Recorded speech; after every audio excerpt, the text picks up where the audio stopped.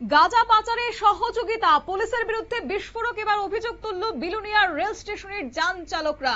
খবর রয়েছে যে মঙ্গলবার সকালে বিলোনিয়া রেল স্টেশনে সন্দেহজনক একটি গাড়ি আটক করে জিআরপি পুলিশ। তল্লাশি চালিয়ে উদ্ধার হয়েছে কয়েক কেজি শুকনো গাঁজা। গাড়িতে থাকা 3 জন পালিয়ে গেলেও একজনকে আটক করা হয় বলে দাবি করেছে প্রত্যক্ষদর্শীরা। আর অভিযোগ অনুযায়ী আটকের কিছুক্ষণ পর ঘটনাস্থলে পৌঁছান বিলোনিয়া থানার এসআই প্রেমজিৎ রায়, পুলিশের আইবি নেপাল নম এবং এর আরো কয়েকজন পুলিশ কর্মী। এরপর আটক যুবক ও উদ্ধার হওয়া গাঁজা জিআরপি থানার ভেতরে নিয়ে যাওয়া হয়। স্থানীয়দের দাবি হচ্ছে থানার ঘরের সামনে সাধারণ মানুষের প্রবেশে বাধা দেওয়া হয়, আর কিছুক্ষণ পর সংশ্লিষ্ট পুলিশ কর্মীরা ঘর থেকে বেরিয়ে আসেন। আর তার কয়েক মিনিটের ব্যবধানের মধ্যেই আটক যুবকটিও থানার ভেতর থেকে দৌড়ে পালিয়ে যায়।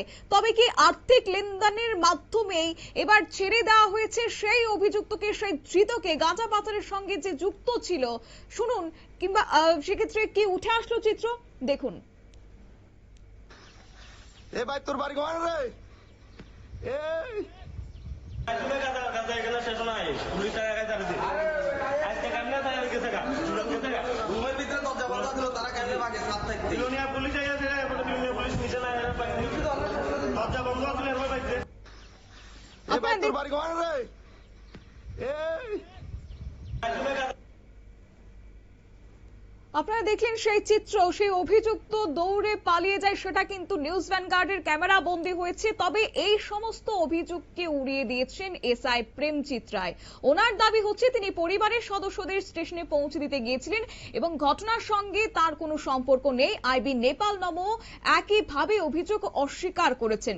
তবে প্রশ্ন হচ্ছে যে রেল স্টেশন এলাকায় মাদক সহ কাউকে আটক করা হলে যেখানে জিআরপির আইনি ব্যবস্থা নেওয়ার কথা, সেখানে অন্য থানার পুলিশ কর্মীদের উপস্থিত থাকার কারণেই বাকি কেনই বা পুলিশের হেফাজত থেকে পালিয়ে যেতে সক্ষম হয়েছে ধৃত যুবক, সে নিয়ে একাধিক প্রশ্ন। এবার শুনুন যান চালকদের প্রতিক্রিয়া কি রয়েছে।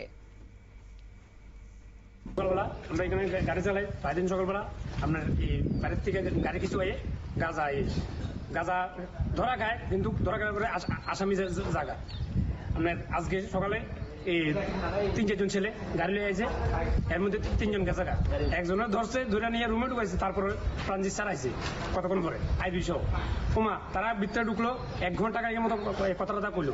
কথাটা করার পরে এবার যখন সাংবাদিক আইছে, সাংবাদিক এগুলো প্রাণজিৎ স্যারও গেছে গাড়ি লিয়ে, আসামিও ঘর থেকে নেই, আইবিও গেছে।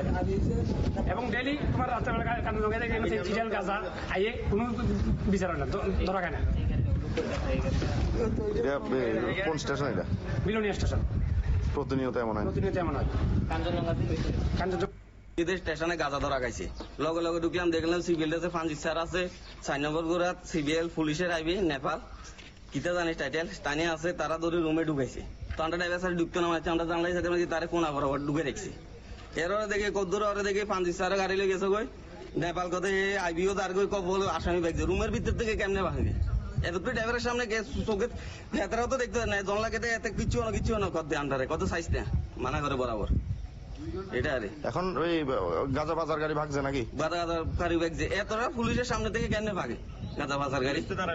পুলিশ আছে, পুলিশের বেড়া ভিতরে ঢুকাইছে। আমরা রুমে দেখতাম, দেখবার লাগে তখন এই ঘটনায় যান চালকদের প্রতিক্রিয়া আপনারা শুনলেন, যেখানে এলাকাবাসী এবং যান চালক উভয়ের মধ্যে কিন্তু এখন ক্ষোভ রয়েছে পুলিশের আজকের ভূমিকা নিয়ে।